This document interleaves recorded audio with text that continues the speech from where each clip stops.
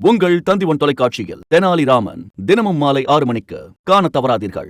சென்னை போரூர் ஏரியில் வணிக வரித்துறை துணை ஆணையர் சடலமாக மீட்கப்பட்ட சம்பவம் பரபரப்பை ஏற்படுத்தியுள்ளது. போரூர் அம்பாள் நகர் பகுதியைச் சேர்ந்த 53 வயதாகும் செந்தில்வேல் செங்கல்பட்டில் உள்ள தமிழ்நாடு வணிக வரித்துறையில் துணை ஆணையராக பணிபுரிந்து வந்தார். நேற்று காலை வீட்டிலிருந்து வெளியே சென்ற அவர் வீடு திரும்பவில்லை என்று கூறப்படுகிறது. இதுகுறித்து அவரது குடும்பத்தினர் போரூர் காவல் நிலையத்தில் புகார் அளித்தனர். போலீசார் வழக்கு பதிவு செய்து விசாரித்து வந்த நிலையில் இன்று காலை போரூர் ஏரியில் ஆண் சடலம் மிதப்பதாக போலீசாருக்கு தகவல் கிடைத்தது.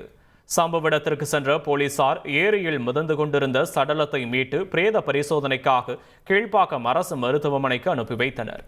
ஏரியில் சடலமாக கிடந்தவர் வணிக வரித்துறை துணை ஆணையராக பணிபுரிந்த செந்தில்வேல் என்பது தெரியவந்தது.